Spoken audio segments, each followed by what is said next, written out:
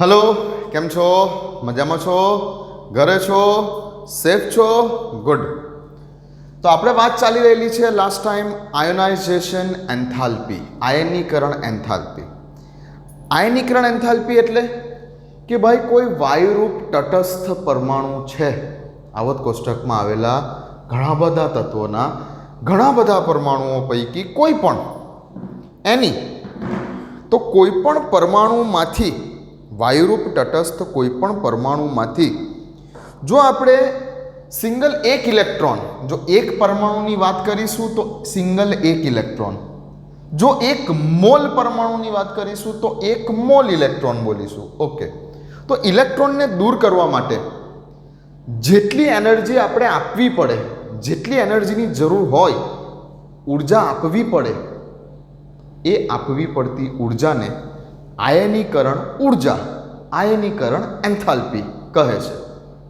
Okay, ચાલો આયનીકરણ એન્થાલ્પીમાં યાદ રાખવા જેવી બીજી એક વસ્તુ એ છે કે ડેલ્ટા આઈ એચ હંમેશા પોઝિટિવ મૂલ્ય ધરાવતું હોય છે, કેમ કે ઉર્જા આપવી પડે છે। ડેલ્ટા આઈ એચ આયોનાઇઝેશન એન્થાલ્પીનું મૂલ્ય હંમેશા ધનમાં જોવા મળશે। ક્યારેય પણ તમને આયોનાઇઝેશન એન્થાલ્પીનું મૂલ્ય ઋણ જોવા મળશે નહીં। આયોનાઇઝેશન એન્થાલ્પીની વેલ્યુ હંમેશા કંઈ ને કંઈ ધન મૂલ્ય હશે। 50 કિલો જૂલ પર મોલ। ઓકે, અને તેનો એકમ શું છે ભાઈ એ પણ યાદ રાખવા જેવું છે કે વેલ્યુ હંમેશા પોઝિટિવ હોય છે અને તેનો એકમ શું હોય છે? તેનો એકમ હોય છે કિલો જૂલ પ્રતિ મોલ। આયોનાઇઝેશન એન્થાલ્પીનો જો એકમ પૂછે તો કિલો જૂલ પ્રતિ મોલ। તો વેલ્યુ એક તો હંમેશા કોઈ પણ પરમાણુ માટેની આયનીકરણ ઉર્જાનું મૂલ્ય પહેલાં તો યાદ રાખો કે હંમેશા ધન મૂલ્ય હશે, ક્યારેય પણ વેલ્યુ તેની માઇનસમાં નહીં હોય। અને બીજું તેનો એકમ શું હોય છે તો કે કિલો જૂલ પ્રતિ મોલ। ઓકે, હવે આયનીકરણ એન્થાલ્પી કેવી રીતે આવર્તના તત્વો માટે અને સમૂહના તત્વો માટે બદલાતી હોય છે। આયનીકરણ એન્થાલ્પીનું મૂલ્ય આપણે વાત કરી કે આયનીકરણ એન્થાલ્પીનું મૂલ્ય કયા કયા 5 ફેક્ટર ઉપર તમને કાલે લખાવ્યા, ટોટલ 5 ફેક્ટર્સ લખાવ્યા કે જેના ઉપર આયનીકરણ એન્થાલ્પીનું મૂલ્ય આધાર રાખે છે। ઓકે, ગઈકાલે લખી લીધા હશે, વિડીયો બરાબર જોયો હશે ધ્યાનથી, તો જ હવે આગળ સમજ પડશે। તો આયનીકરણ એન્થાલ્પીનું મૂલ્ય 5 ફેક્ટર ઉપર આધાર રાખે છે અને આ આયનીકરણ એન્થાલ્પીના મૂલ્યો આવર્તના તત્વો માટે અને સમૂહના તત્વો માટે કઈ રીતે બદલાય છે, કઈ રીતે એની અંદર વેરિએશન આવે છે, આયનીકરણ એન્થાલ્પીના મૂલ્યોમાં કેવી રીતે વેરિએશન આવે છે। આવર્તમાં પૂછે એટલે શું સમજવાનું આપણે કે ડાબી બાજુથી જમણી બાજુ તરફ જતા।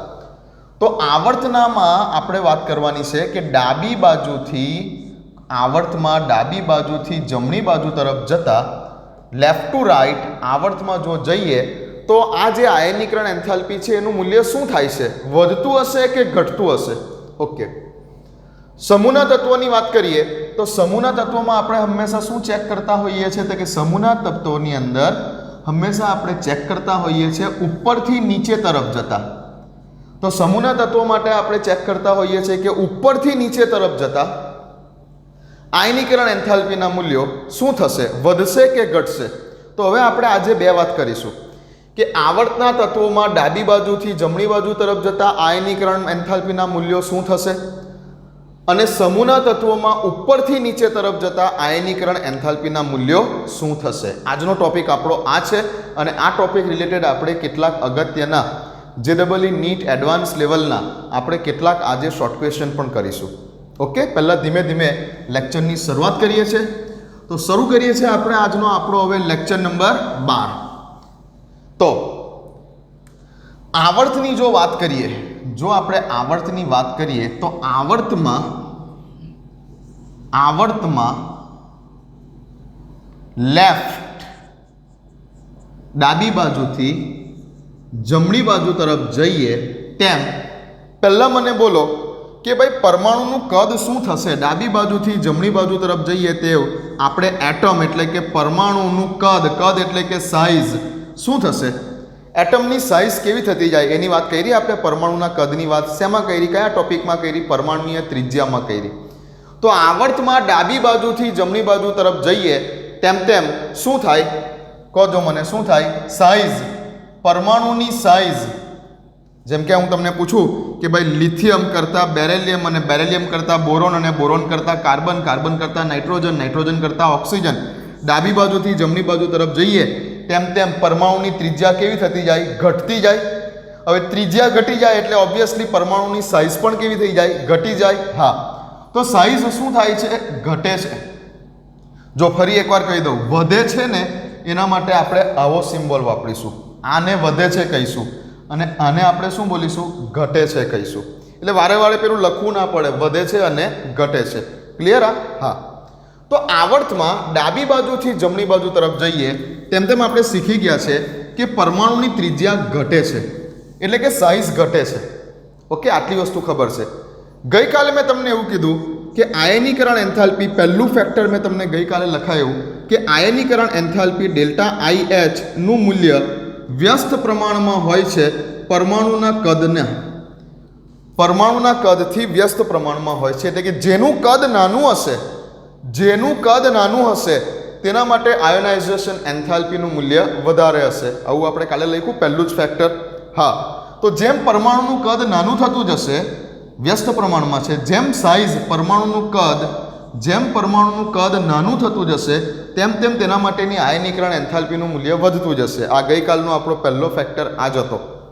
તો અહીંયા બોલો હવે કે આવર્તમાં લેફ્ટ ટુ રાઈટ, ડાબી બાજુથી જમણી બાજુ તરફ જતા પરમાણુનું કદ ઘટે છે. ઓકે, હા, પરમાણુનું કદ ઘટે છે, જેથી પરમાણુનું કદ ઘટે છે, જેથી શું થવું જોઈએ? તો કે ડેલ્ટા IH નું મૂલ્ય વધે છે. તો ડાબી બાજુથી જમણી બાજુ તરફ જઈએ તેમ તેમ શું જોવા મળશે તમને?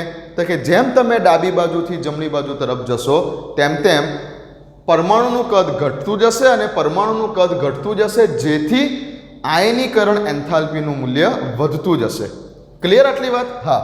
તો હવે હું તમને એવું પૂછું કે ભાઈ આપણે પીરિયડ નંબર 2 સેકન્ડ આવર્ત, પહેલા આવર્તની વાત કરું.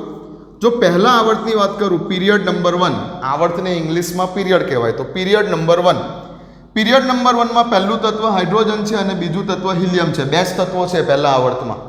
તો હાઇડ્રોજન માટેની આયનીકરણ એન્થાલ્પી વધારે હશે કે હિલિયમ માટેની આયનીકરણ એન્થાલ્પી વધારે હશે? ઓબ્વિયસલી હિલિયમ માટેની આયનીકરણ એન્થાલ્પી વધારે હશે. ઓકે, હવે હું પૂછું કે પીરિયડ નંબર 2, બીજો પીરિયડ, 4 તમને શોર્ટ ક્વેશ્ચન આપી દીધા કે ભાઈ લિથિયમ છે, બેરેલિયમ છે, બોરોન છે, કાર્બન છે, નાઇટ્રોજન છે, ઓક્સિજન છે, ફ્લોરિન છે. આ જે બધા લખ્યા આપણે, આ બધા સેકન્ડ પીરિયડના તત્વો છે. સેકન્ડ પીરિયડ એટલે કે બીજા આવર્તના તત્વો છે. આટલા મેં લખ્યા અત્યારે. ઓકે, નિયોન નિષ્ક્રિય વાયુ છે. નિષ્ક્રિય વાયુને તો સૌથી હાઈએસ્ટ જ હોય આયનીકરણ એન્થાલ્પી, એટલે એ તો જવા દો. ચલો, હવે આટલા તત્વો પૈકી કોની આયનીકરણ એન્થાલ્પી, આટલા તત્વો પૈકી કોની આયનીકરણ એન્થાલ્પી સૌથી વધારે છે? તો કે જેમ તમે ડાબી બાજુથી જમણી બાજુ તરફ જાઓ છો તેમ તેમ ડેલ્ટા IH નું મૂલ્ય વધે છે. આપણે લખ્યું ડેલ્ટા IH નું મૂલ્ય વધે છે, માટે આ બધામાં સૌથી વધારે આયનીકરણ એન્થાલ્પી કોની હશે? ફ્લોરિનની હશે. ફ્લોરિનની હશે. અને સૌથી ઓછી આયનીકરણ એન્થાલ્પી કોની હશે એવું પૂછ્યું હોય તો લિથિયમની હશે. લિથિયમની હશે. બોલો, ક્લિયર છે? હા. તો સેકન્ડ પીરિયડમાં સવાલ આવો જ પૂછે તમને પરીક્ષાની અંદર કે બીજા આવર્તના તત્વોમાં નીચે આપેલા તત્વો પૈકી, આવી રીતે કંઈક તત્વો આપી દે અને પૂછે કે નીચે આપેલા તત્વો પૈકી કોની આયનીકરણ એન્થાલ્પી સૌથી વધારે હશે? તો કે ફ્લોરિનની. અને કોની આયનીકરણ એન્થાલ્પી સૌથી ઓછી હશે? તો કે લિથિયમની. કેમ કે ડાબી બાજુથી જમણી બાજુ તરફ જાઓ છો તેમ તેમ ક્રમશઃ મૂલ્ય વધારે છે, ક્રમશઃ મૂલ્ય વધતું જશે. એ એક્ઝેક્ટલી આંકડાકીય મૂલ્ય તમારે નથી યાદ રાખવાનું. હા, એક્ઝેક્ટલી તેનું આંકડાકીય મૂલ્ય કેટલું છે તમારે નથી યાદ રાખવાનું. તમારે તો ખાલી કોનું સૌથી ઓછું હશે? તો કે લિથિયમ. અને કોની સૌથી વધારે હશે? તો કે ફ્લોરિન. આ આપેલા તત્વો પૈકી. આવું કોઈ પણ પીરિયડમાં થાય, આવું કોઈ પણ પીરિયડમાં થાય. સપોઝ કે પીરિયડ નંબર 3 લઈ લો, ત્રીજો આવર્ત લઈ લો, તો ત્રીજા આવર્તનું તત્વ કયું? પહેલું તો કે સોડિયમ. સોડિયમ પછી બીજું તત્વ કયું? મેગ્નેશિયમ. પછી કયું? તો કે એલ્યુમિનિયમ. પછી સિલિકોન. પછી ફોસ્ફરસ. પછી સલ્ફર અને પછી ક્લોરીન. ચલો આટલા તત્વો તમને આપી દીધા અને આમાંથી પૂછ્યું કે આપેલ તત્વો પૈકી કોની આયનીકરણ એન્થાલ્પી સૌથી વધારે હશે? તો કે ક્લોરીનની આયનીકરણ એન્થાલ્પી સૌથી વધારે હશે. અને કોની આયનીકરણ એન્થાલ્પી સૌથી ઓછી હશે? તો કે સોડિયમની આયનીકરણ એન્થાલ્પી સૌથી ઓછી હશે. બોલો ક્લિયર છે? તો ધ્યાન રાખો કે આવર્ત કોષ્ટકમાં આપણે વાત ચાલે છે અત્યારે આવર્તની. હજુ આપણે સમૂહની વાત નથી ચાલુ કરી. પહેલાં આપણે આવર્તની વાત કરીએ. તો કોઈ પણ આવર્તમાં પહેલો આવર્ત, બીજો આવર્ત, ત્રીજો આવર્ત, ઓકે, કોઈ પણ આવર્તમાં જેમ ડાબી બાજુથી જમણી બાજુ તરફ જાઓ તેમ તેમ સાઇઝ ઘટતી જાય. કોની સાઇઝ? પરમાણુની સાઇઝ ઘટતી જાય. પરમાણુનું કદ ઘટતું જાય, ત્રિજ્યા ઘટે એટલે. તો સાઇઝ ઘટતી જાય અને જેમ સાઇઝ ઘટતી જાય તેમ તેમ આયનીકરણ એન્થાલ્પી વધતી જાય. ક્લિયર છે? ક્લિયર છે આટલી વાત? લખી લો. તો આયનીકરણ એન્થાલ્પી માટે યાદ રાખવા જેવો પહેલો મુદ્દો, આ આવર્ત માટે પહેલો મુદ્દો આ જ વસ્તુ તમારે યાદ રાખવાની છે કે આવર્તમાં જેમ ડાબી બાજુથી જમણી બાજુ તરફ જાઓ તેમ તેમ આયનીકરણ એન્થાલ્પીનું મૂલ્ય ક્રમશઃ વધતું જાય છે. અને આ એના કેટલાક એક્ઝામ્પલ છે. પહેલો આવર્ત, બીજો આવર્ત, પીરિયડ નંબર 3, ત્રીજો આવર્ત. આનું મૂલ્ય સૌથી ઓછું, આનું મૂલ્ય સૌથી વધારે. આનું મૂલ્ય સૌથી ઓછું ડેલ્ટા IH આયનીકરણ એન્થાલ્પીનું મૂલ્ય સોડિયમ માટે સૌથી ઓછું, ક્લોરીન માટે સૌથી વધારે, વગેરે. આ ટાઈપના આવી શકે શોર્ટ ક્વેશ્ચન.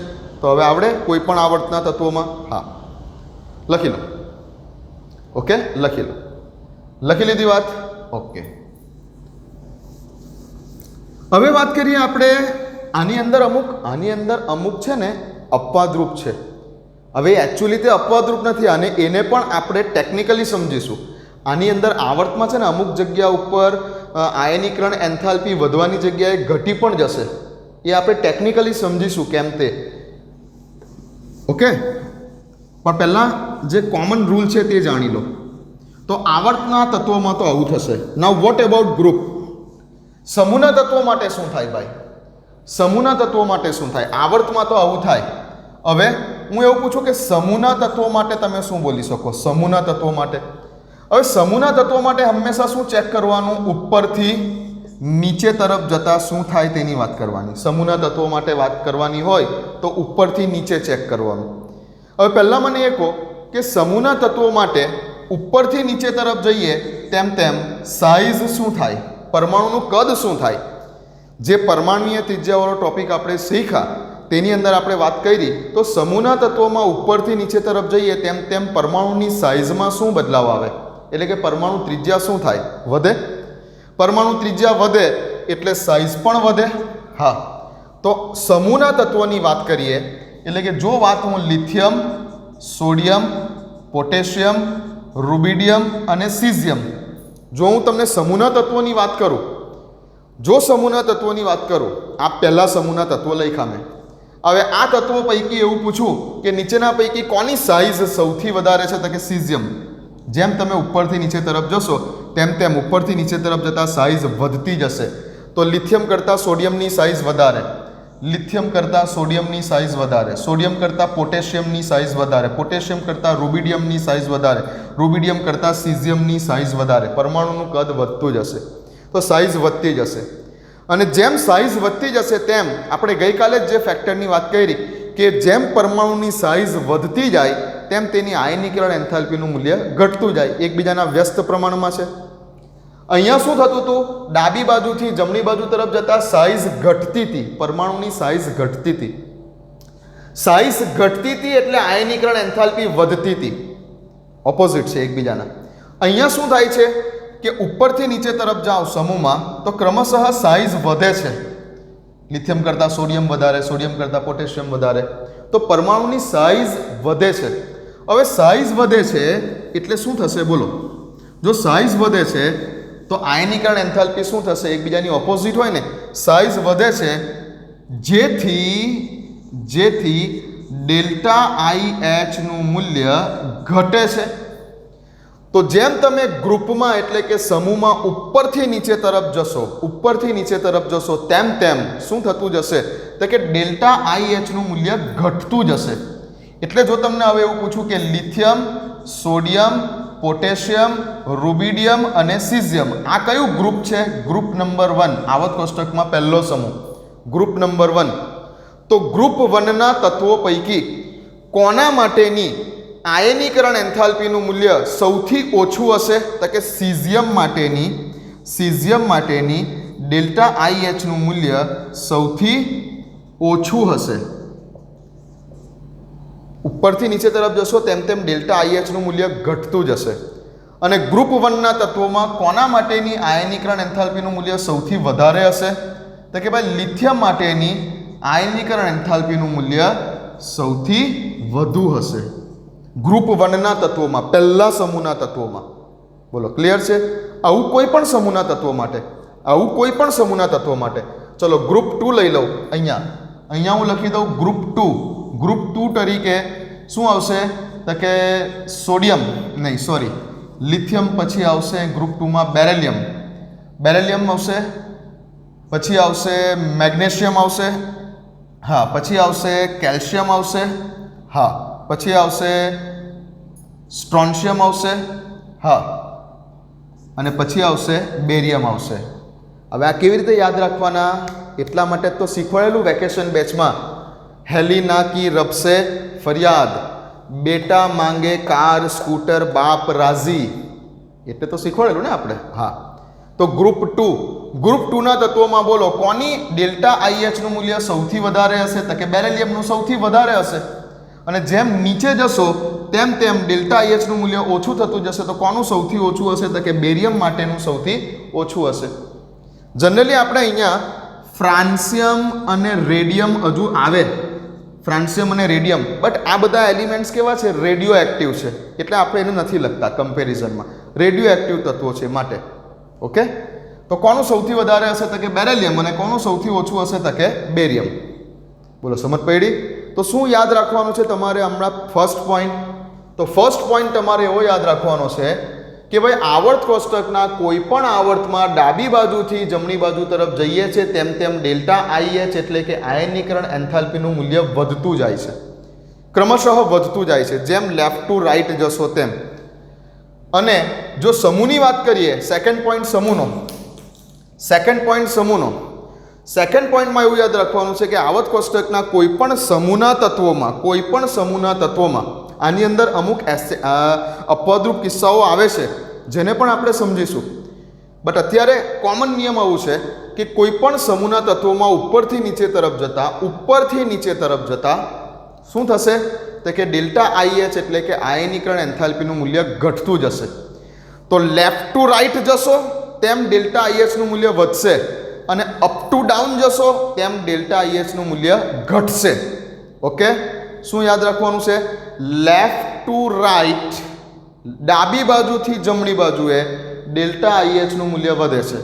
અને બીજું, સમૂહમાં up to down delta IH નું મૂલ્ય ઘટતું જશે. યાદ રહેશે આવું? તો પહેલા 2 પોઈન્ટ વ્યવસ્થિત બનાવી દો કે આવર્ત કોષ્ટકમાં ડાબેથી જમણે તરફ જતા શું થાય અને સમૂહમાં ઉપરથી નીચે તરફ જતા શું થાય. લખી લો, હટી જાઓ, લખી લો. ચલો, ક્લિયર? આટલી વાત લખાઈ ગઈ? હા. તો હવે હું તમને એવો એક ક્વેશ્ચન પૂછું, બરાબર ધ્યાનથી સમજજો. હવે હું તમને એવો એક ક્વેશ્ચન પૂછું કે આવર્ત કોષ્ટકમાં ડેલ્ટા IH નું મૂલ્ય આખા આવર્ત કોષ્ટકમાં, સંપૂર્ણ આવર્ત કોષ્ટકમાં, બરાબર ધ્યાનથી ક્વેશ્ચન સમજો. સંપૂર્ણ આવર્ત કોષ્ટકમાં ડેલ્ટા IH એટલે કે આયનીકરણ એન્થાલ્પીનું મૂલ્ય ખાલી જગ્યાનું સૌથી વધુ છે અને ખાલી જગ્યાનું સૌથી ઓછું છે. આપી શકો છો આનો જવાબ? આખા આવર્ત કોષ્ટકની વાત કરી, આખા આવર્ત કોષ્ટકમાં ડેલ્ટા IH નું મૂલ્ય ખાલી જગ્યા તત્વ માટે સૌથી વધારે છે અને ખાલી જગ્યા તત્વ માટે સૌથી ઓછું છે. આપી શકો છો જવાબ આનો? હા, કઈ રીતે? તો કે આવર્ત કોષ્ટકની શરૂઆત કરીએ આપણે પીરિયડ નંબર 1 થી. પીરિયડ નંબર 1 થી, પહેલા આવર્તથી. પીરિયડ એટલે આવર્ત. પહેલા આવર્તથી. પહેલા આવર્તનું પહેલું તત્વ કયું? તો કે હાઇડ્રોજન. હાઇડ્રોજન. અને છેલ્લું 2 તત્વો છે, અને કયું તત્વ? છેલ્લું તત્વ કયું? તો કે હિલિયમ. કોઈ પણ આવર્તમાં ડાબી બાજુથી જમણી બાજુ તરફ જાઓ તેમ આયનીકરણ એન્થાલ્પીનું મૂલ્ય વધે. તો આના માટે પહેલા આવર્ત માટે હિલિયમ માટેની ડેલ્ટા આઈએચનું મૂલ્ય વધારે છે. ઓકે, પહેલા સમૂહની વાત કરીએ, જો ગ્રુપની વાત કરીએ, GROUP, ગ્રુપ 1ની વાત કરીએ, સમૂહની, આ વાત કરી પીરિયડ 1, પહેલા પીરિયડની વાત કરી. હવે વાત કરું ગ્રુપ 1. ગ્રુપ એટલે સમૂહ, ઊભી લાઈન. તો ગ્રુપમાં હે, લી, ના, કી, રબ, સે, ફરિયાદ. હેલિના કી, રબ, સે, ફરિયાદ. હવે જનરલી ફ્રાન્સિયમ કેવું તત્વ છે? આપણું રેડિયો એક્ટિવ છે. છેલ્લું તત્વ રેડિયો એક્ટિવ છે, માટે એને ગણતા નથી. ઓકે, ચલો. તો હવે તમે જેમ આમ જાઓ છો તેમ આયનીકરણ એન્થાલ્પી વધે છે. ઓકે, આ ખબર છે. અને તમે જેમ આમ જાઓ છો તેમ શું થાય છે? આયનીકરણ એન્થાલ્પી ઘટે છે. હવે જો કદાચ આ બાજુ આવી જાઓ, હિલિયમ પછીનું તત્વ કયું આવે? હિલિયમ પછીનું તત્વ નિયોન આવે. છેલ્લો સમૂહ નિયોન આવે. નિયોન પછી કંઈક આર્ગોન આવે, આર્ગોન પછી કંઈક ક્રિપ્ટોન આવે, વગેરે વગેરે. તો ફરી પાછું હવે હિલિયમથી ક્રિપ્ટોન તરફ જશો તેમ બોલજો કે ડેલ્ટા આઈએચનું મૂલ્ય શું થશે? સમૂહ થઈ ગયો ને આ, તો ડેલ્ટા આઈએચનું મૂલ્ય ઘટતું જશે. એટલે કે પહેલા આવર્તની વાત કરીએ તો એમાં સૌથી વધારે વેલ્યુ કોની? હિલિયમની. અને છેલ્લા સમૂહની વાત કરીએ તો પણ સૌથી વધારે વેલ્યુ કોની? હિલિયમની. કેમ કે તમે આમ જતા જશો તેમ વેલ્યુ વધતી જશે, વધીને આની હાઈએસ્ટ.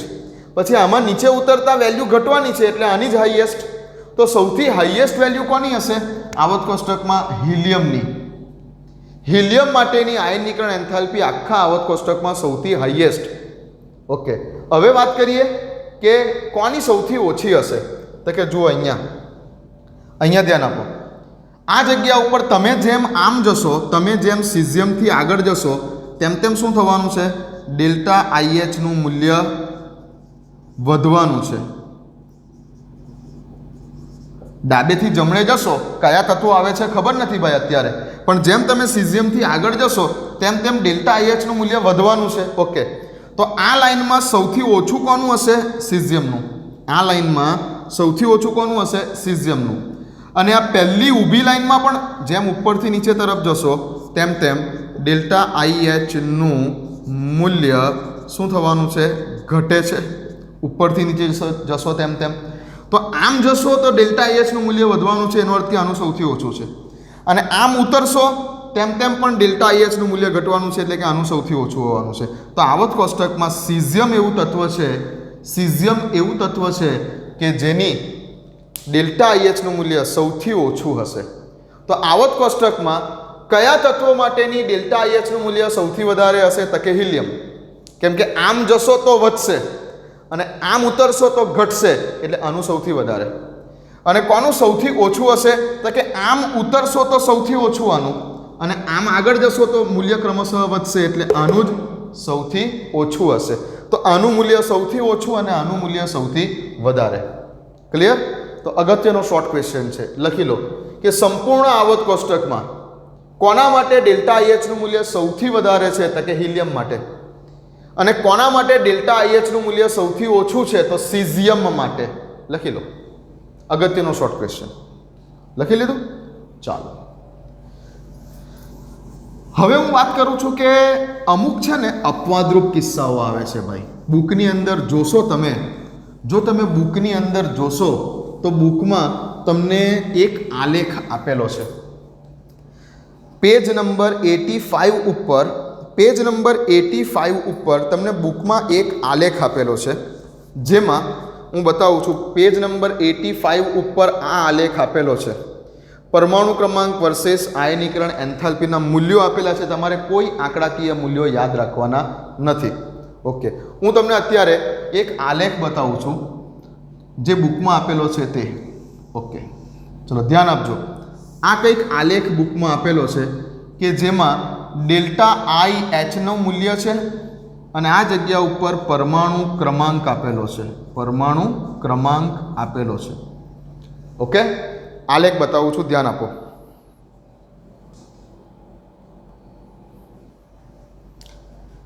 ચાલો ધ્યાન આપો અહીંયા.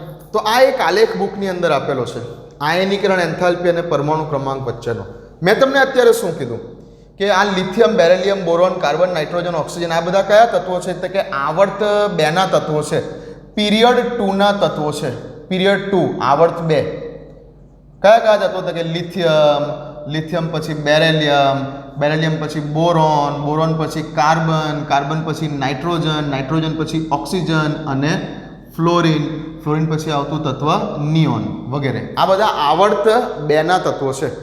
હવે અત્યારે જ તો સર તમે એવું કીધું કે ડાબી બાજુથી જમણી બાજુ તરફ જઈએ તેમ તેમ આયનીકરણ એન્થાલ્પીનું મૂલ્ય શું થવું જોઈએ? તો કે આયનીકરણ એન્થાલ્પીનું મૂલ્ય વધવું જોઈએ. હા, બરાબર છે. એનો અર્થ એવો થયો કે લિથિયમ કરતાં બેરિલિયમની વધારે હોવી જોઈએ. હા. બેરિલિયમ કરતાં બોરોનની વધારે હોવી જોઈએ. હા.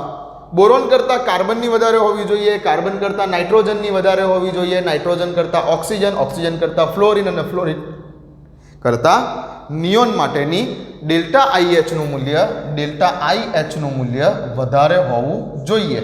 ઓકે, સ્ટાન્ડર્ડ રૂલ આવું કહે છે. બટ આ આલેખ કંઈક અલગ વાર્તા કહે છે. આ જે આલેખ છે તે કંઈક અલગ કહે છે. અહીંયા તમે જોઈ શકો છો કે લિથિયમ, લિથિયમ માટેની આયનીકરણ એન્થાલ્પી 520 કિલો જૂલ છે. 520 બુકમાં અહીંયા દેખાય છે, બરાબર? 520 છે, અથવા બુકમાં આલેખ જોઈ શકો છો. લિથિયમની આયનીકરણ એન્થાલ્પી 520 છે. અહીંયા બતાવું છું, જુઓ 520 છે, કિલો જૂલમાં વેલ્યુ છે. બેરિલિયમ માટેની આયનીકરણ એન્થાલ્પી કેટલી છે? તો કે 899 છે. ઓકે. બોરોન માટેની આયનીકરણ એન્થાલ્પી કેટલી છે? 801 છે. હવે ખરેખર લિથિયમ કરતાં બેરિલિયમની વધારે અને બેરિલિયમ કરતાં બોરોનની વધવી જોઈતી હતી. બેરિલિયમ કરતાં બોરોનની વધવી જોઈતી હતી, પણ અહીંયા બેરિલિયમ કરતાં બોરોનની ઘટી ગઈ. આ બે જગ્યા ઉપર કંઈક પ્રોબ્લેમ થયો. ઓકે, જઈએ આગળ. બોરોન કરતાં કાર્બનની વધારે હોવી જોઈએ. હા, બોરોનની 801 છે, કાર્બનની 1086 છે. કાર્બનની વેલ્યુ 1086 છે. તમારે આ કોઈ વેલ્યુ યાદ નથી રાખવાની. હા, કાર્બન કરતાં નાઇટ્રોજનની વધારે હોવી જોઈએ, કાર્બન કરતાં નાઇટ્રોજનની વધારે છે. હા, કેટલી છે? 1402 છે. નાઇટ્રોજન કરતાં ઓક્સિજનની વધારે હોવી જોઈએ, નાઇટ્રોજન કરતાં ઓક્સિજનની વધારે હોવી જોઈતી હતી. બટ આ શું થયું? લા, નાઇટ્રોજન કરતાં ઓક્સિજનની તો ઘટી ગઈ. નાઇટ્રોજન કરતાં ઓક્સિજન તો નીચે આવી ગયો. એટલે કેટલી વેલ્યુ છે? તો કે ભાઈ 1314 કંઈક વેલ્યુ છે ઓક્સિજનની. એટલે એક પ્રોબ્લેમ અહીંયા થઈ ગયો કે નાઇટ્રોજન કરતાં ઓક્સિજન વધવી જોઈતી હતી, એની કરતાં નાઇટ્રોજન કરતાં ઓક્સિજનની ઘટી ગઈ. હા, ફ્લોરિનની ઓક્સિજન કરતાં વધારે હોવી જોઈએ, વધારે જ છે, બરાબર છે, 1681. નિયોનની 2080. ઓકે. બીજું બધું તો ક્રમમાં ચાલી રહેલું છે. આ બે જગ્યા ઉપર કંઈક પ્રોબ્લેમ થઈ ગયો કે બેરિલિયમ અને બોરોનની વાત કરીએ તો નિયમ પ્રમાણે બોરોનની વધારે હોવી જોઈતી હતી, એની જગ્યાએ બેરિલિયમની વધારે જોવા મળે છે. અને નાઇટ્રોજન અને ઓક્સિજનની વાત કરીએ તો નિયમ પ્રમાણે વધારે હોવી જોઈતી હતી ઓક્સિજનની, બટ જોવા મળે છે નાઇટ્રોજનની વધારે. આવું કેમ થયું? આવું કેમ થયું? તો એનો જવાબ મેં તમને ગઈકાલે જે ફેક્ટર્સ લખાવેલા, કે મેં તમને 5 ફેક્ટર્સ લખાવેલા, તમે એકલું સાઇઝવાળા ફેક્ટરથી જવાબ આપી દો એ ના ચાલે. મેં તમને 5 ફેક્ટર લખાવેલા.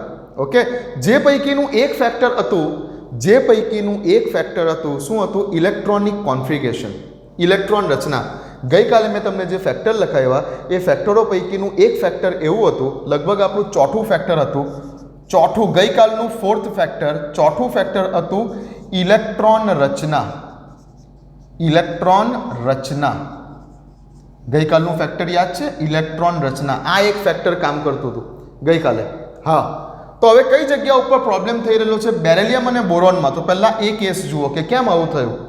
આ ઘણી બધી વાર શોર્ટ ક્વેશ્ચન પૂછાયેલો છે. હા, આ શોર્ટ ક્વેશ્ચન ઘણી બધી વાર પૂછાયેલો છે.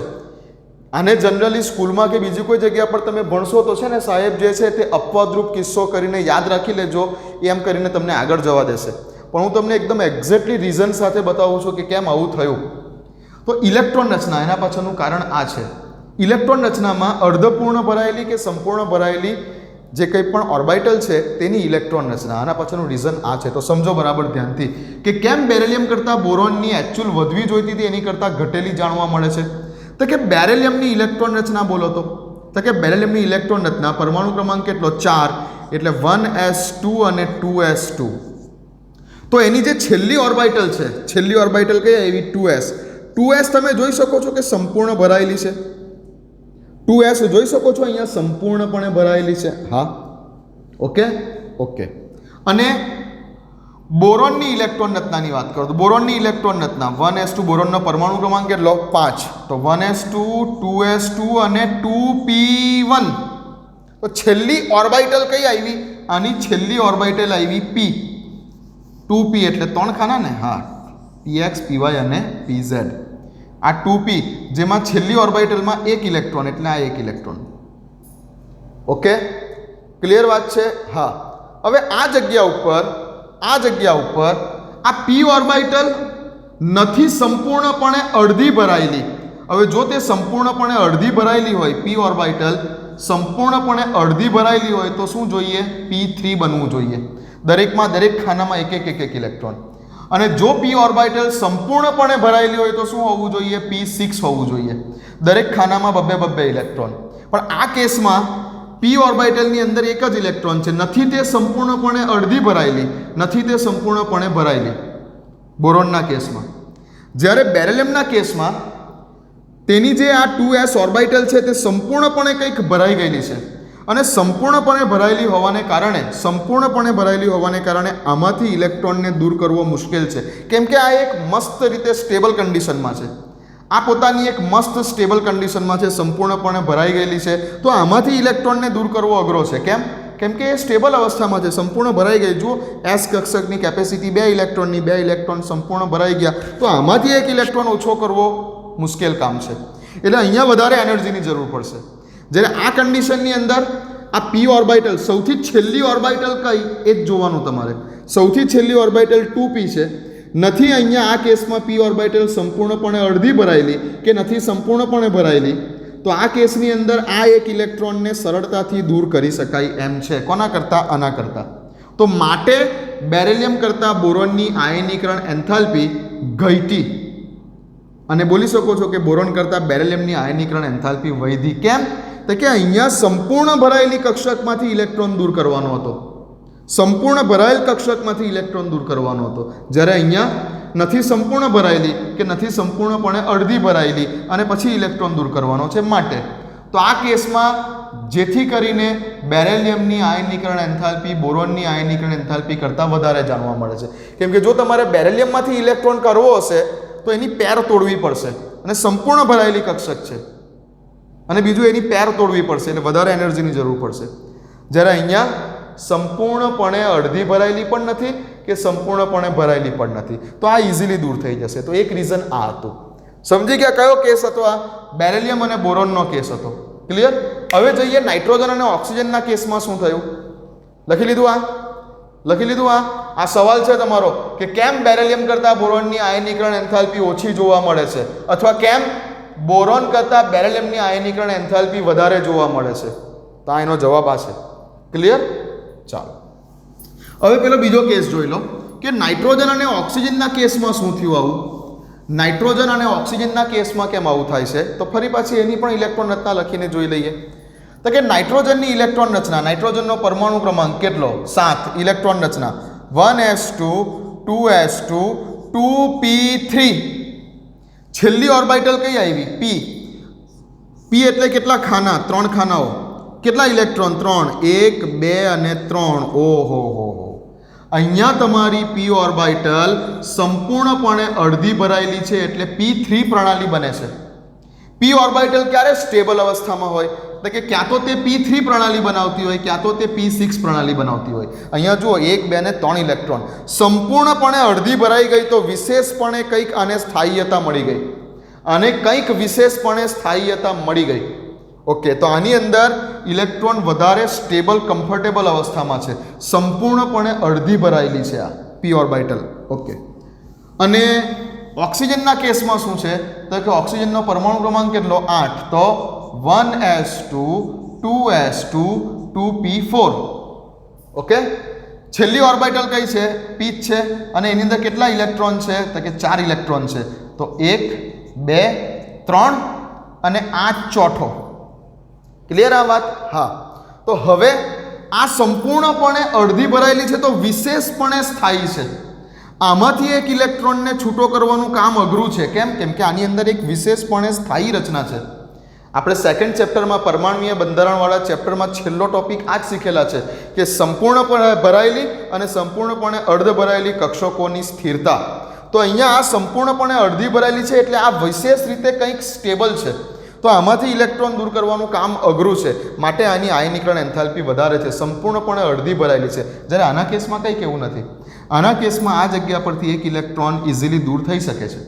આના કેસમાં એક ઇલેક્ટ્રોન ઇઝીલી દૂર થઈ શકે છે જો એક ઇલેક્ટ્રોન ચાલ્યો પણ જશે તો પણ તેની સ્ટેબિલિટીને કોઈ ઇફેક્ટ નહીં થાય એક ઇલેક્ટ્રોન ચાલ્યો પણ જશે તો પણ એની અંદર ત્રણ તો રહેવાના જ છે એટલે આની સ્ટેબિલિટીને કોઈ અસર નહીં થાય તો એક ઇલેક્ટ્રોન આમાંથી ઇઝીલી નીકળી શકે છે આની અંદરથી એક ઇલેક્ટ્રોનને કાઢવું મુશ્કેલ છે આ સંપૂર્ણપણે અડધી ભરાયેલી હતી અને એક ઇલેક્ટ્રોન કાઢવો છે તો આની અંદર શું છે સંપૂર્ણપણે અડધી ભરાઈ ગયા બાદ પણ એક વધારાનો ઇલેક્ટ્રોન છે એટલે કોઈ પ્રોબ્લેમ નથી સમજ પડે છે તો આની એટલે આયનીકરણ એન્થાલ્પી આના કરતાં ઓછી છે અને સમજી શકો છો યાર એવી રીતે કે સપોઝ કે કોઈ એક ક્રિકેટર છે કોઈ એક ક્રિકેટરની હાફ સેન્ચુરી થઈ છે એટલે કે 50 રન થાય છે અને કોઈ એવું કહે કે તું એક રન આપી દે અને તારા 49 રન થઈ જાય તો કહેશે કે ના ના ના ના ના ના ના ના મારી હાફ સેન્ચુરીનો રેકોર્ડ શું કામ તોડો છો ભાઈ શું કામ મારી અંદરથી એક રન ઓછો કરો છો મારી ખોટી હાફ સેન્ચુરી ઓછી થઈ જાય કે નહીં સમજ પડે છે જ્યારે અહીંયા કોઈ ક્રિકેટર છે એના 51 રન છે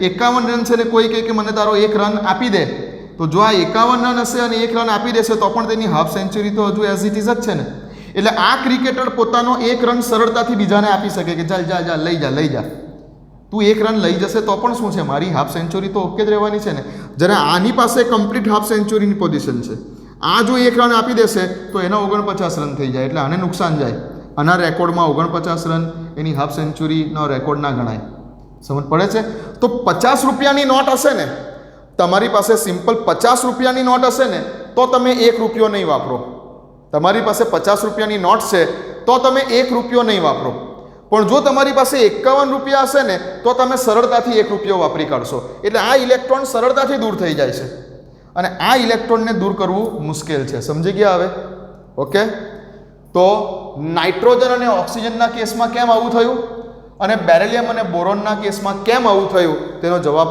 આ છે ઓકે તો હવે એકચ્યુઅલી પીરિયડ નંબર 2 માં આપણે નિયમ પ્રમાણે શું સમજતા હતા આપણે નિયમ પ્રમાણે શું એક્સપેક્ટ કરેલું આપણું જે એક્સપેક્ટેડ હતું પીરિયડ નંબર 2 માં આપણી પાસે એક્સપેક્ટેડ ઓર્ડર કયો હતો આપણે શું માનીને ચાલેલા કે સાહેબે એવું શીખવાડેલું છે કે જેમ ડાબી બાજુથી જમણી બાજુ તરફ જાઓ તેમ તેમ આયનીકરણ એન્થાલ્પીનું મૂલ્ય વધતું જશે તો આપણું એક્સપેક્ટેડ ઓર્ડર કંઈ આવો હતો કે લિથિયમ કરતાં બેરિલિયમની વધારે બેરિલિયમ કરતાં બોરોનની વધારે બોરોન કરતાં કાર્બન વધારે કાર્બન કરતાં નાઇટ્રોજન વધારે નાઇટ્રોજન કરતાં ઓક્સિજન વધારે ઓક્સિજન કરતાં ફ્લોરિન વધારે ફ્લોરિન કરતાં નિયોન વધારે આ આપણો એક્સપેક્ટેડ ઓર્ડર હતો આપણે એવું માનીને ચાલેલા બટ હવે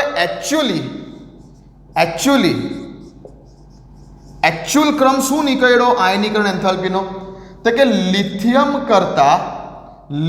કરતાં કોની વધારે તો કે લિથિયમ કરતાં એકચ્યુઅલી એક સ્ટેપ આગળ આવી ગયું બોરોન અને અહીંયા એક સ્ટેપ આગળ આવી ગયું નાઇટ્રોજન તો લિથિયમ કરતાં બોલી શકો બોરોન વધારે બોરોન કરતાં બેરિલિયમ વધારે લિથિયમ કરતાં બોરોન વધારે બોરોન કરતાં બેરિલિયમ વધારે બેરિલિયમ કરતાં કાર્બન વધારે કાર્બન કરતાં આવું જોઈતું તો નાઇટ્રોજન પણ આવી ગયું આગળ ઓક્સિજન વધારે ઓક્સિજન કરતાં નાઇટ્રોજન વધારે નાઇટ્રોજન કરતાં ફ્લોરિન વધારે અને ફ્લોરિન કરતાં નિયોન વધારે આ એકચ્યુઅલ ક્રમ છે એક સ્ટેપ કૂદકો મારી દીધો બોરોન એક સ્ટેપ આગળ આવી ગયો અને અહીંયા ઓક્સિજન એક સ્ટેપ આગળ આવી ગયો અહીંયા ખાલી કંઈક અદલાબદલી થઈ આ બે જગ્યા ઉપર તો યાદ રાખજો બેરિલિયમ અને બોરોનના કેસમાં એક સ્ટેપની અદલાબદલી થઈ નાઇટ્રોજન ઓક્સિજનના કેસમાં પણ એક સ્ટેપની અદલાબદલી થઈ આપણે માનીને ચાલેલા કે આવું હોવું જોઈએ પણ એકચ્યુઅલ જાણવા મળ્યું આવું અને આવું કોઈ પણ પીરિયડમાં થાય આવું કોઈ પણ પીરિયડમાં થાય, એવું નહીં કે પીરિયડ નંબર 2 માં જ છે આવું કોઈ પણ પીરિયડમાં થાય.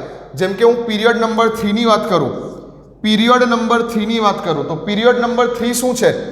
તો કે લિથિયમની નીચે આવે સોડિયમ, બેરિલિયમની નીચે આવે મેગ્નેશિયમ, બોરોનની નીચે આવે એલ્યુમિનિયમ, એની નીચે આવશે કાર્બનની નીચે આવશે સિલિકોન, નાઇટ્રોજનની નીચે આવશે ફોસ્ફરસ, ઓક્સિજનની નીચે આવે સલ્ફર, ફ્લોરિનની નીચે આવે ક્લોરિન અને નિયોનની નીચે આવે આર્ગોન. આ તમારો પીરિયડ નંબર 3 છે.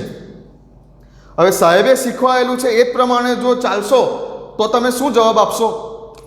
તો કે સોડિયમ કરતાં મેગ્નેશિયમ વધારે હોવો જોઈએ. જેમ ડાબી બાજુથી જમણી બાજુ જાઓ તેમ આયનીકરણ એન્થાલ્પીનું મૂલ્ય વધતું હોવું જોઈએ.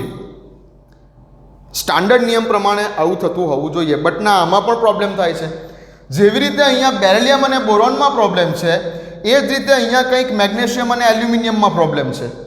જેવી રીતે અહીંયા નાઇટ્રોજન ઓક્સિજનમાં પ્રોબ્લેમ છે, એ જ રીતે નાઇટ્રોજનની નીચલું તત્વ ફોસ્ફરસ અને ઓક્સિજનનું નીચલું તત્વ સલ્ફર, એટલે આ બેમાં પ્રોબ્લેમ છે. એટલે હવે અહીંયા એક્સપેક્ટેડ ઓર્ડર આપણો આ હતો કે આવું હોવું જોઈએ, બટ એકચ્યુઅલી આવું જોવા મળતું નથી. અહીંયા તો ખાલી આ તમને આટલું જ આપેલો છે. બુકની અંદર તો ખાલી તમને પીરિયડ નંબર 2 જ આપેલો છે, પણ હું પીરિયડ નંબર 3 ની પણ વાત કરું છું. ને આવત કોષ્ટકના કોઈ પણ પીરિયડમાં આવું થાય, એવું નહીં કે આ પીરિયડમાં, કોઈ પણ પીરિયડમાં આવું થાય. આ બે જગ્યાઓ ઉપર તમને અદલા બદલી જોવા મળે. એટલે કે અહીંયા એલ્યુમિનિયમ આની આગળ આવી જશે અને અહીંયા સલ્ફર આની આગળ આવી જશે અને આ પાછળ ચાલ્યો જશે. આટલી અદલા બદલી દરેક પીરિયડમાં જોવા મળે. તો એકચ્યુઅલ ઓર્ડર શું હશે? તો કે સોડિયમ કરતાં કોની વધારે હશે? એલ્યુમિનિયમ. એલ્યુમિનિયમ કરતાં કોની વધારે હશે? મેગ્નેશિયમ. મેગ્નેશિયમ કરતાં કોની વધારે હશે? સિલિકોન. સિલિકોન કરતાં કોની વધારે હશે? તો કે આ જગ્યા ઉપર સલ્ફર એક સ્ટેપ આગળ આવી ગયો અને ફોસ્ફરસ એની પાછળ ચાલ્યો ગયો, અને પછી ક્લોરિન અને પછી આર્ગોન. તો એકચ્યુઅલ ઓર્ડર આ છે. આ એકચ્યુઅલી આવું હોય છે. નિયમ પ્રમાણે આપણે પહેલી નજરે આવું જોવા મળે છે, બટ એકચ્યુઅલી આ હોય છે. દરેકમાં સેમ રીઝન, દરેકનું રીઝન સેમ છે, ઇલેક્ટ્રોનિક કોન્ફિગરેશન એની. ઓકે, તો લખી લો, ખૂબ અગત્યનું છે આ. એક્સપેક્ટેડ ઓર્ડર આ છે અને એકચ્યુઅલ ક્રમ આ છે. પીરિયડ નંબર 3 એક્સપેક્ટેડ ઓર્ડર આ હતો અને એકચ્યુઅલ ઓર્ડર આ છે. લખી લો.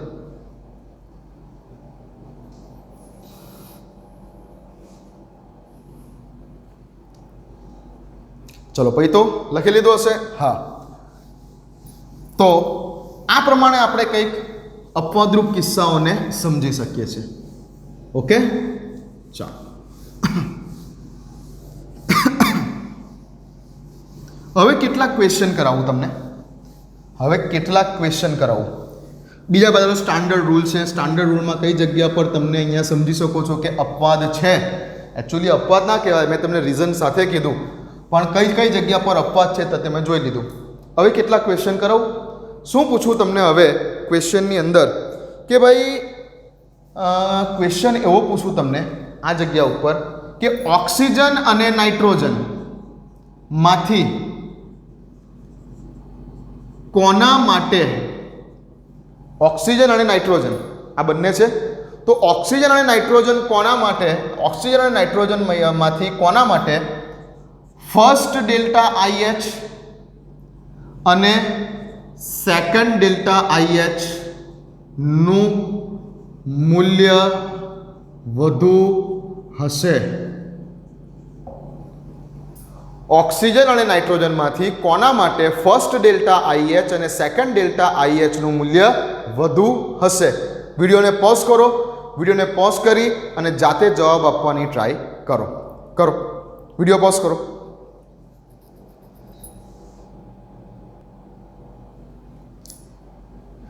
ચલો, ઓકે, કર્યું આટલું?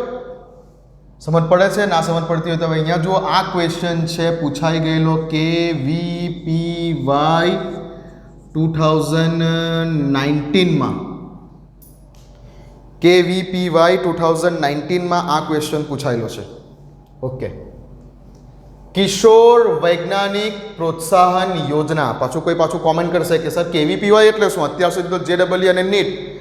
અરે ભાઈ, આપણે જે વિદ્યાર્થીઓ છે ને, આપણે વિદ્યાર્થીઓ, ગુજરાતના વિદ્યાર્થીઓ ખાસ કરીને કુવામાંના દેડકા છે એવું સમજી લો તમે. તમે અત્યારે શું છે કે તમે અત્યારે ખાલી કોમ્પિટિટિવ એક્ઝામના નામ પૂછું તમને તો તમે ખાલી મેક્સિમમ અત્યારે 3 નામ બોલી શકશો, 3 કે 4 નામ બોલી શકશો. તમે બોલી શકશો ગુજકેટ, તમે બોલી શકશો JEE મેન્સ, તમે બોલી શકશો JEE એડવાન્સ અને તમે બોલી શકશો વધારેમાં વધારે નીટ. બસ આનાથી વધારે કોઈ તમે નામ નહીં બોલી શકો. તમને આ રીતના ઓલિમ્પિયાડ શું છે કે તમને આ રીતના KVPY કિશોર વૈજ્ઞાનિક પ્રોત્સાહન યોજના દર વર્ષે લગભગ નવેમ્બર કે ડિસેમ્બરમાં ભારત સરકારની આ પરીક્ષા લેવામાં આવે છે. KVPY ધોરણ 10 બાદ ધોરણ 11માં જ્યારે વિદ્યાર્થી એડમિશન લે છે ત્યારે નવેમ્બર કે ડિસેમ્બરમાં આ એક્ઝામ આવે છે. આ એક્ઝામનું ફોર્મ ભરવાનું આવે છે અને જો તમે આ એક્ઝામ પાસ કરી દો તો તમારો 11થી લઈને 12થી લઈને આગળ જતા કોલેજમાં તમે એડમિશન લો તો બધો ખર્ચો ભારત સરકાર ઉઠાવે છે તમારો. KVPY કિશોર વૈજ્ઞાનિક પ્રોત્સાહન યોજના સર્ચ કરજો ગૂગલ ઉપર, વધારે જાણકારી જોઈતી હોય તો KVPY. અને આવી તો ઘણી બધી એક્ઝામો છે કે જે રેગ્યુલર તમારું ક્લાસીસ સ્ટાર્ટ થાય, આપણા રેગ્યુલર ક્લાસીસ સ્ટાર્ટ થાય એટલે આ બધી ઘણી બધી વિશેની માહિતી આપવાની છે મારે તમને. આ શું છે ખાલી JEE નીટ એટલું પકડીને નથી રાખવાનું ભાઈ. આવી તો ઘણી બધી છે, બરાબર. આવી તો ઘણી બધી છે. વિટ્સ એક્ઝામ છે, પછી આ KVPY એક્ઝામ છે, ઓલિમ્પિયાડ એક્ઝામ છે. આવી તો ઘણી બધી એક્ઝામો છે. એકલું JEE નીટ નહીં પકડીને રાખવાનું કે બધા જ ડૉક્ટર ને બધા જ એન્જિનિયર નથી બની જવાના. ચલો એ બધી પછીની વાત છે. તો ઓક્સિજન અને નાઇટ્રોજનમાંથી કોના માટે ફર્સ્ટ ડેલ્ટા IH અને સેકન્ડ ડેલ્ટા IHનું મૂલ્ય વધારે હશે? તો પહેલાં આપણે વાત કરીશું ફર્સ્ટ ડેલ્ટા IHની વેલ્યુ કોના માટે વધારે હશે. બરાબર, ધ્યાનથી હવે મને જવાબ આપજો. ઓક્સિજનની ઇલેક્ટ્રોન રચના પરમાણુ ક્રમાંક 8 ઇલેક્ટ્રોન રચના 1s2 2s2 અને 2p4. 2p4 એટલે હવે p ઓર્બિટલની અંદર 1 2 3 અને 4 ઇલેક્ટ્રોન. ઓકે. નાઇટ્રોજનની ઇલેક્ટ્રોન રચના અત્યારે જ તમને આ વસ્તુ સમજાવી મેં. નાઇટ્રોજનની ઇલેક્ટ્રોન રચના 1s2 2s2 2p3. છેલ્લી ઓર્બિટલ 2p એટલે જેની અંદર 3 ઇલેક્ટ્રોન છે, 1 2 અને 3. હવે આમાંથી ઇલેક્ટ્રોન કાઢવો મુશ્કેલ છે કે આમાંથી ઇલેક્ટ્રોન કાઢવો મુશ્કેલ છે? બોલો, મને જવાબ આપો.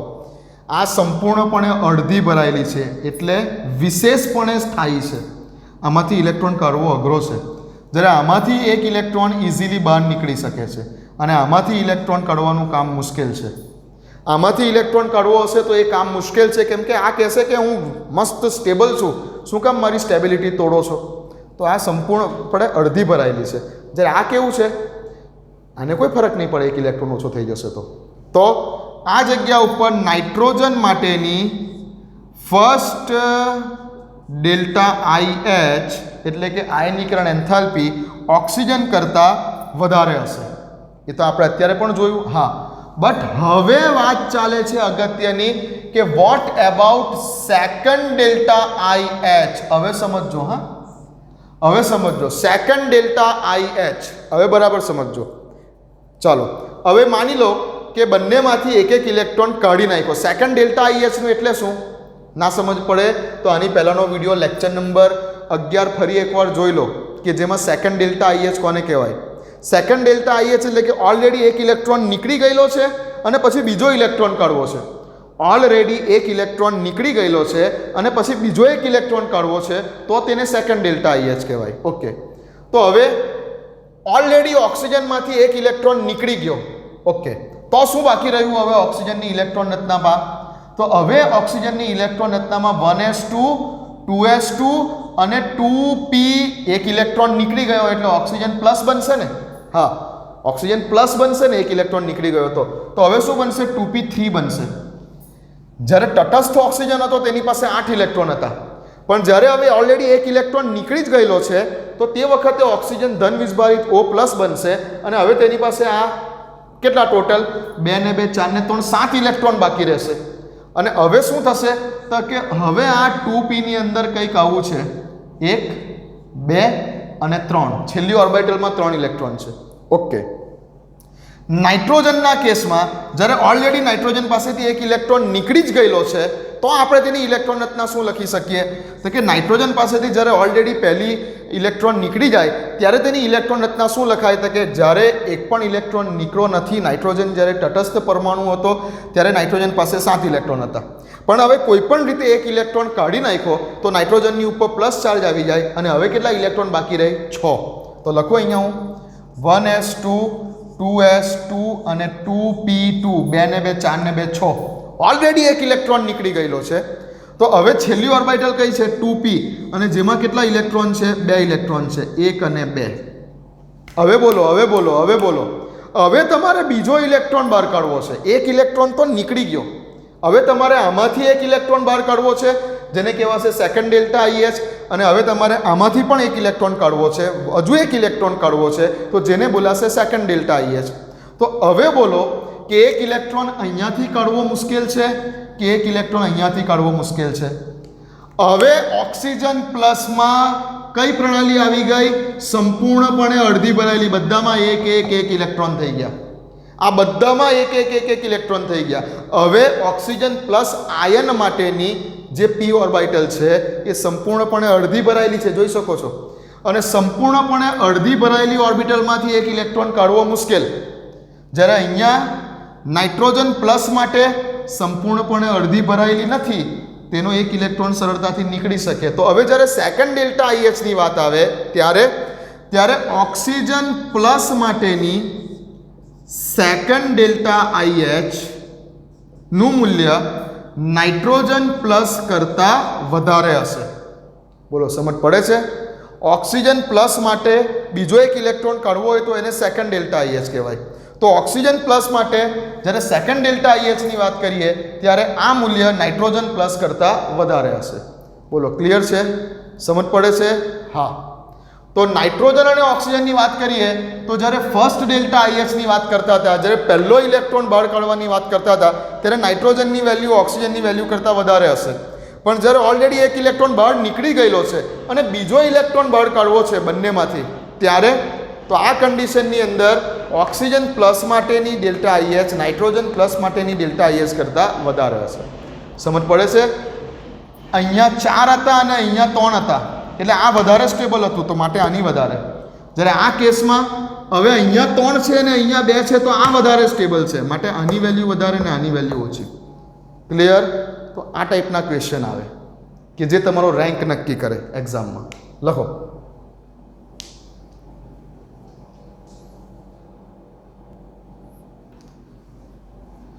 ચાલો, લખી દીધું હશે? ઓકે. એ જ રીતનો બીજો એક ક્વેશ્ચન, આ જ રીતનો બીજો એક ક્વેશ્ચન તમને જાતે કરવા માટે આપું છું.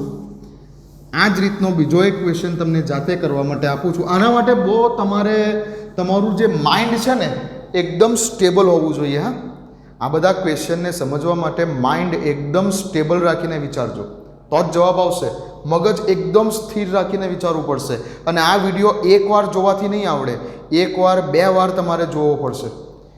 હવે મને જવાબ આપજો, જો તમે આપી શકતા હોય તો, કે ક્રોમિયમ અને મેંગેનીઝ, ક્રોમિયમનો પરમાણુ ક્રમાંક 24, મેંગેનીઝનો પરમાણુ ક્રમાંક 25. તો ક્રોમિયમ અને મેંગેનીઝમાંથી કોના માટે ફર્સ્ટ ડેલ્ટા IH ની વાત કરજો અને આ બંને માટે સેકન્ડ ડેલ્ટા IH ની વાત કરજો. અને કોના માટે ફર્સ્ટ ડેલ્ટા IH ની વખતે આયનીકરણ એન્થાલ્પીનું મૂલ્ય વધારે હોય અને સેકન્ડ ડેલ્ટા IH માં આયનીકરણ એન્થાલ્પીનું મૂલ્ય વધારે હોય તે તમે મને જણાવજો. કે કોના માટે ફર્સ્ટ ડેલ્ટા IH આ બેમાંથી કોનું વધારે અને સેકન્ડ ડેલ્ટા IH આ બેમાંથી કોનું વધારે? આ મને વિચારીને હોમવર્કમાં કહેજો. બહુ સ્ટેબલ રાખીને, માઇન્ડ સ્ટેબલ રાખીને વિચાર કરજો. સેમ આ જ રીતનો છે, આની પહેલાં જે કરાવ્યો તે રીતનો. ઓકે, તો હોમવર્ક છે તમારું આ ક્રોમિયમ અને મેંગેનીઝ વાળું. બીજો એક લાસ્ટ ક્વેશ્ચન લઈ લો. હા, એક લાસ્ટ ક્વેશ્ચન કે જે પણ એકચ્યુઅલી આગળ IITમાં એકવાર પૂછાઈ ગયેલો છે. IITમાં પૂછાઈ ગયેલો છે. IIT 2008માં પૂછાઈ ગયેલો છે કે કમ્પેર કરો નાઇટ્રોજન અને નાઇટ્રોજન પ્લસ માટે આ બેમાંથી કોના માટે ડેલ્ટા IH નું મૂલ્ય વધુ હશે. કમ્પેર કરો આ બેમાંથી કોના માટે ડેલ્ટા IH નું મૂલ્ય વધુ હશે. અહીંયા પાછું એવું પણ નથી કીધું કે ફર્સ્ટ સેકન્ડ, એવું કંઈ કીધું નથી. કોના માટે ડેલ્ટા IH નું મૂલ્ય વધુ હશે, બસ આટલું જ કીધું છે. ચાલો, તો નાઇટ્રોજનની ઇલેક્ટ્રોન રચના, નાઇટ્રોજનનો પરમાણુ ક્રમાંક 7, જેની ઇલેક્ટ્રોન રચના શું છે? 1s2 2s2 2p3. 2p3 એટલે p ની અંદર 1 2 અને 3 ઇલેક્ટ્રોન. ઓકે, આમાંથી જો એક ઇલેક્ટ્રોન બહાર કાઢવો હોય તો શું બોલીશું? પહેલો જ ઇલેક્ટ્રોન બહાર નીકળશે ને. નાઇટ્રોજન તટસ્થ છે, એમાંથી એક ઇલેક્ટ્રોન બહાર કાઢીશું એટલે ડેલ્ટા IH ને શું બોલાશે? ફર્સ્ટ ડેલ્ટા IH જ બોલાશે. નાઇટ્રોજનમાંથી જ્યારે પહેલો ઇલેક્ટ્રોન બહાર નીકળે, નાઇટ્રોજનમાંથી આ તટસ્થ છે અત્યારે નાઇટ્રોજન, એમાંથી સૌપ્રથમ જ્યારે કોઈ ઇલેક્ટ્રોન બહાર નીકળે ત્યારે તેની આયનીકરણ એન્થાલ્પીને ફર્સ્ટ આયનીકરણ એન્થાલ્પી જ કહેવાય. હા, તો નાઇટ્રોજન પાસેથી એક ઇલેક્ટ્રોન બહાર નીકળે તો શું બની જાય? N+ બની જાય અને એક ઇલેક્ટ્રોન નીકળી ગયો. ઓકે, તો આ થઈ નાઇટ્રોજનમાંથી એક ઇલેક્ટ્રોન બહાર કાઢવા માટેની વાત, કે જે બોલાય ફર્સ્ટ ડેલ્ટા IH, પહેલો ઇલેક્ટ્રોન બહાર નીકળો. ઓકે, હવે વાત કરીએ આના માટે. જ્યારે આના માટે વાત કરીશું તો આ એવી સ્પીસીસ છે, આ એવો ધન આયન છે કે જેમાંથી ઓલરેડી એક ઇલેક્ટ્રોન બહાર નીકળી ચૂકેલો છે અને જેની પાસે હવે કેટલા ઇલેક્ટ્રોન છે? તો કે આની પાસે હવે 6 જ ઇલેક્ટ્રોન બાકી રહેલા છે. ઓલરેડી આની અંદરથી એક ઇલેક્ટ્રોન નીકળી ગયેલો છે, આની પાસે 6 જ ઇલેક્ટ્રોન બાકી રહેલા છે. તો આની ઇલેક્ટ્રોન રચના શું લખાશે? આની ઇલેક્ટ્રોન રચના શું થશે? અહીંયા બતાવું, 1s2 2s2 અને 2p2 આવું થશે. હા, 6 જ ઇલેક્ટ્રોન છે, 2 ને 2 4 ને 2 6. p ઓર્બિટલ પાસે કેટલા ઇલેક્ટ્રોન છે? 2 ઇલેક્ટ્રોન છે. અને આની અંદરથી એક ઇલેક્ટ્રોન હજુ કાઢો, આની અંદરથી હજુ એક ઇલેક્ટ્રોન બહાર કાઢી દો તો નાઇટ્રોજનની ઉપર કયો ચાર્જ આવશે? હવે +2 ચાર્જ આવશે. ઓલરેડી +1 ચાર્જ તો હતો જ, +1 ચાર્જ ઓલરેડી હતો, બીજો એક ઇલેક્ટ્રોન બહાર કાઢ્યો એટલે +2 ચાર્જ આવી ગયો. તો આ વખતે આની જે આયનીકરણ એન્થાલ્પી હશે, આની માટે જે આયનીકરણ એન્થાલ્પી હશે તેને શું બોલવું પડે? તો કે ઓલરેડી આની પાસેથી એક ઇલેક્ટ્રોન તો નીકળી જ ગયેલો હતો, N+ હતો, અને બીજો એક કાઢ્યો એટલે આ શું થયું? સેકન્ડ ડેલ્ટા IH થઈ.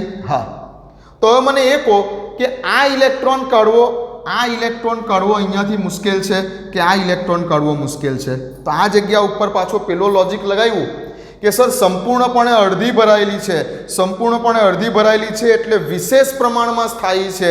વિશેષ પ્રમાણમાં સ્થાયી છે એટલે નાઇટ્રોજન માટેની આયનીકરણ એન્થાલ્પીનું મૂલ્ય એ નાઇટ્રોજન પ્લસ માટે જરૂરી આયનીકરણ એન્થાલ્પીના મૂલ્ય કરતાં વધારે હોવું જોઈએ.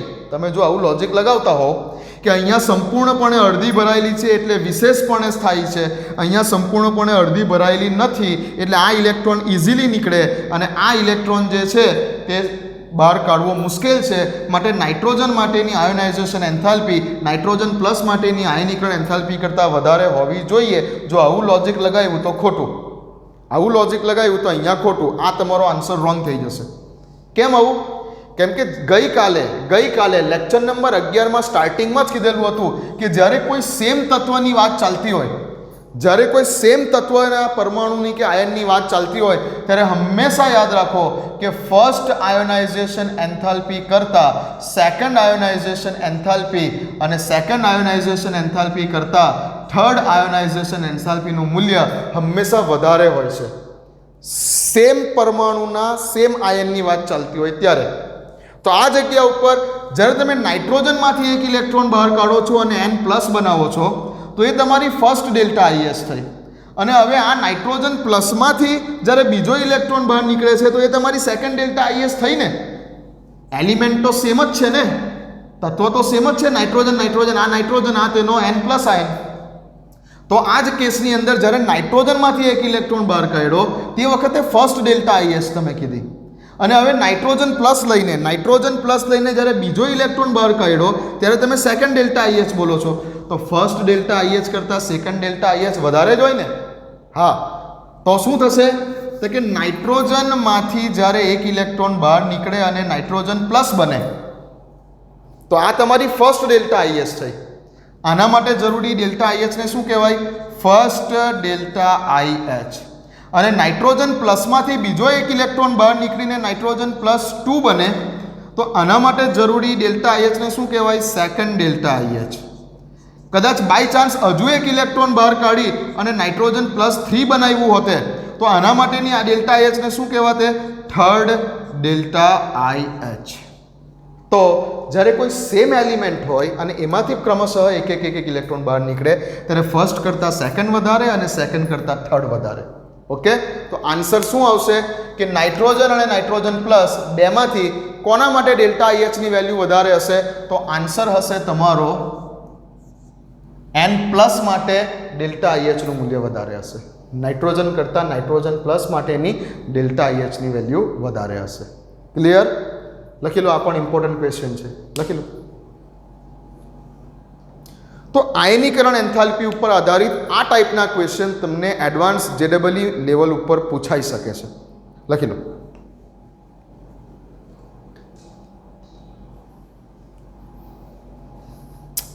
લખી લો, વિડીયો પોઝ કરો, વિડીયો પોઝ કરીને લખી લો.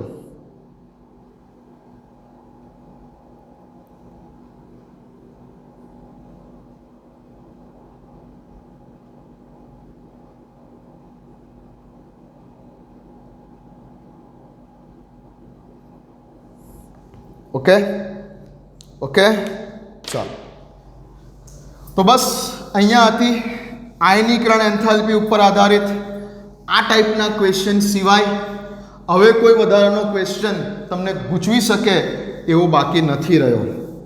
આયનીકરણ એન્થાલ્પીમાં જો આટલું જાણતા છો તો હવે આનાથી વિશેષ આયનીકરણ એન્થાલ્પી પર તમને કોઈ JEE મેન્સ લેવલ હોય કે JEE એડવાન્સ લેવલ હોય કે નીટ લેવલ હોય તમને કોઈ ગૂંચવી શકે એમ નથી જો આટલું જાણતા હો તો.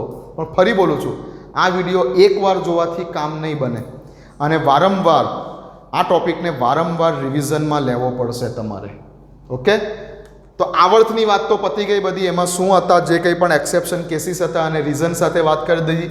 સમૂહમાં શું યાદ રાખવાનું કે સમૂહમાં ઉપરથી નીચે તરફ જશો, સમૂહમાં ઉપરથી નીચે તરફ જશો તેમ તેમ આયનીકરણ એન્થાલ્પીનું મૂલ્ય ક્રમશઃ ઘટતું જશે. ઓકે, પણ સમૂહના કેસમાં પણ છે ને જરાક આ સમૂહ 13 અને સમૂહ 14, સમૂહ 13 અને સમૂહ 14માં છે ને અત્યારે 11માના લેવલ પર તમે બોલી શકો છો કે અપવાદરૂપ કિસ્સાઓ છે. એકચ્યુઅલી આનું રીઝન સહિત 12મામાં આવે છે, પણ આયનીકરણ એન્થાલ્પીનો ટોપિક નીકળી જ ગયેલો છે. તો સમૂહ 13 ખૂબ ઇમ્પોર્ટન્ટ છે. સમૂહ 13નો જે અપવાદરૂપ કિસ્સો છે એનું રીઝન તમને હવે 12મામાં કહીશ, અત્યારે નહીં કહું કેમ કે બહુ લાંબુ થઈ જશે. તો સમૂહ 13 અને સમૂહ 14માં છે ને એક નાના નાના અપવાદરૂપ કિસ્સાઓ આવે છે. સમૂહ 13 એટલે શું? સમૂહ 13 એટલે બેંગન, આલુ, ગાજર ઇન થેલી, આવો છે સમૂહ 13. અને સમૂહ 14 એટલે શું? સમૂહ 14 એટલે કહે સીતાજી સુનો પ્રભુ. આ છે તમારો સમૂહ 14. હવે એકચ્યુઅલી નિયમ પ્રમાણે જઈએ તો કોઈ પણ સમૂહમાં ઉપરથી નીચે તરફ જઈએ, કોઈ પણ સમૂહમાં ઉપરથી નીચે તરફ જઈએ તેમ તેમ શું થાય તો કે ડેલ્ટા આઈએચ નું મૂલ્ય શું થાય? ઘટે. તો એક્સપેક્ટેડ શું હતું? આપણે શું એક્સેપ્શન આપણે જે છે શું ધારણા કરેલી? આપણે શું ધારણા કરેલી કે ખરેખર શું હોવું જોઈએ? તો કે ખરેખર આવું હોવું જોઈતું હતું કે બોરોન કરતાં એલ્યુમિનિયમનું ઓછું, એલ્યુમિનિયમ કરતાં ગેલિયમ ઓછું, ગેલિયમ કરતાં ઇન્ડિયમ ઓછું, ઇન્ડિયમ કરતાં કંઈક થેલિયમનું મૂલ્ય ઓછું. ઉપરથી નીચે તરફ જઈએ તેમ તેમ મૂલ્ય ઘટવું જોઈએ. તો આ આપણી એક્સેપ્ટેશન હતી, આવી આપણે ધારણા કરેલી. બટ એકચ્યુઅલી આવું નથી, એકચ્યુઅલી આવું જોવા મળતું નથી. તો શું જોવા મળે છે? તો એકચ્યુઅલી કંઈક ક્રમ અલગ જ જોવા મળે છે. આ જગ્યા ઉપર ક્રમ કંઈક અલગ જ જોવા મળે છે. આ જગ્યા ઉપર ક્રમ કંઈક અલગ જ જોવા મળે છે. તો શું જોવા મળે છે? આ જગ્યા ઉપર ક્રમ કંઈક આવો જોવા મળે છે કે આના માટે તમારે શું યાદ રાખવું? અત્યારે સમૂહ 13 માટે તમે છે ને એક શબ્દ યાદ રાખી લો. સમૂહ 13 માટે એક શબ્દ યાદ રાખી લો, 153-24. આટલું યાદ રાખી લો અત્યારે હાલ પૂરતું સમૂહ 13 માટે. આનું મેઇન ડિટેલમાં રીઝન આવશે 12મા ધોરણમાં. 153-24 આવું યાદ રાખી લો. એટલે શું તો કે સમૂહ આ 5 તત્વો છે, 1 2 3 4 5. આને કહી દો તત્વ નંબર 1, આને કહી દો તત્વ નંબર 2, આને કહી દો તત્વ નંબર 3, આને કહી દો તત્વ નંબર 4, આને કહી દો તત્વ નંબર 5. ઓકે, તો કયું શું લખ્યું મેં 153 24 એટલે પહેલા નંબર પર શું છે બોરોન, તો બોરોનની સૌથી વધારે. પછી 5 આવ્યું તો 5 એટલે થેલિયમ. એના પછી 3 આવ્યું, 3 એટલે ગેલિયમ. એના પછી શું આવ્યું 2 આવ્યું, 2 એટલે એલ્યુમિનિયમ. ને એના પછી શું આવ્યું તો કે એના પછી 4 આવ્યું, 4 એટલે ઇન્ડિયમ. તો એકચ્યુઅલ ઓર્ડર કંઈક આવો છે સમૂહ 13નો. આયનીકરણ એન્થાલ્પીમાં સમૂહમાં 2 જગ્યા ઉપર અપવાદરૂપ કિસ્સાઓ છે, સમૂહ 13 અને સમૂહ 14. સમૂહ 13માં એકચ્યુઅલી આવું હોય છે, પણ નિયમ પ્રમાણે ઉપરથી નીચે તરફ જતા ડેલ્ટા એસનું મૂલ્ય ઘટે, તો આવું હોવું જોઈતું હતું, આવું હોવું જોઈતો હતો ક્રમ, બટ એકચ્યુઅલ ક્રમ આ છે. એકચ્યુઅલ જે ક્રમ છે તે આ છે. આવું કેમ છે એનું રીઝન છે 12મા ધોરણમાં, પણ અત્યારે આયનીકરણ એન્થાલ્પીનો ટોપિક નીકળો જ છે, તો સમૂહ 13 માટેની આયનીકરણ એન્થાલ્પી કે જે ખૂબ ઇમ્પોર્ટન્ટ છે ને સીધું પૂછી કાઢે છે. ઘણી બધી એક્ઝામોમાં, ગુજકેટ અને આપણી બોર્ડ એક્ઝામોમાં ઘણી બધી એક્ઝામોમાં આ સીધો ક્રમ પૂછાયેલો છે, તો લખી લો. અને સમૂહ 14માં શું છે, સમૂહ 14માં એક જ અપવાદરૂપ છે, ખાલી આ એક ઉપર. એમ જોવા જઈએ તો શું હોવું જોઈએ, તો કે એમ જોવા જઈએ તો શું હોવું જોઈતું હતું, ઉપરથી નીચે તરફ જઈએ તેમ તેમ ડેલ્ટા આઈએચનું મૂલ્ય ક્રમશઃ ઘટે છે. એટલે શું હોવું જોઈતું તું, તો કે કાર્બનનું સૌથી વધારે, કાર્બન પછી સિલિકોન, સિલિકોન પછી જર્મેનિયમ, જર્મેનિયમ પછી આ જે છે તે ટીન અને પછી લેડ. આવું હોવું જોઈતું તું, આવું હોવું જોઈતું તું, બરાબર છે. બટ આ જગ્યા ઉપર શું છે, આ એક અદલા બદલી થાય છે, આ આગળ આવી જાય છે ને આ પાછળ ચાલ્યો જાય છે. એટલે શું હોય છે તો કે ખરેખર શું હોય છે એકચ્યુઅલી, એકચ્યુઅલ ઓર્ડર શું હોય છે તો કે એકચ્યુઅલ ઓર્ડર કંઈક આવો છે કે કાર્બન સૌથી વધારે, પછી સિલિકોન, પછી જર્મેનિયમ, પછી લેડ અને લાસ્ટમાં એસએનટી. ઓકે, તો આ એકચ્યુઅલ ઓર્ડર છે સમૂહ 14નો. સમૂહ 14નો આયનીકરણ એન્થાલ્પીનો એકચ્યુઅલ ઓર્ડર આ છે, અને સમૂહ 13નો આયનીકરણ એન્થાલ્પીનો એકચ્યુઅલ ઓર્ડર આ છે. સમૂહ 13 માટે તમે એક સંખ્યા યાદ કરી દો, 153 24. નંબર આપી દો પહેલા તત્વને 1 2 3 4 5, તો 153 24 આવું યાદ રાખી લો. તો ક્લિયર. તો સમૂહની અંદર બસ આ 2 જ કેસ છે, આ 2 જ કેસ છે આયનીકરણ એન્થાલ્પીમાં સમૂહમાં તમને એક્ઝામમાં આવી શકે એવા. કોઈ સમૂહની બીજા બધા સમૂહમાં ઉપરથી નીચે તરફ જાઓ તેમ તેમ તમારે શું કરવાનું તો કે ડેલ્ટા આઈએચનું મૂલ્ય ઘટે છે. બીજા બધા સમૂહમાં કોઈ પ્રોબ્લેમ નથી. જેમ કે હું સમૂહ 1ની વાત કરું તો lithium, sodium, potassium, rubidium, caesium, ઉપરથી નીચે તરફ જશો ક્રમશઃ ડેલ્ટા આઈએચનું મૂલ્ય ઘટે જ છે, કોઈ પ્રોબ્લેમ નથી. બીજા સમૂહની વાત કરું તો beryllium, boron, beryllium, magnesium, calcium, strontium, barium, કોઈ પ્રોબ્લેમ નથી. ઉપરથી નીચે તરફ જશો ડેલ્ટા આઈએચનું મૂલ્ય ઘટે જ છે. એટલે આના કરતાં આનું ઓછું, આના કરતાં આનું ઓછું, આના કરતાં આનું ઓછું, આના કરતાં આનું ઓછું ઘટશે જ. બટ આ 2 સમૂહો એવા છે, સમૂહ 13 અને સમૂહ 14, કે જેમાં કંઈક પ્રોબ્લેમ છે. પ્રોબ્લેમ કરીને આના પણ રીઝન છે, પણ એ 12માં.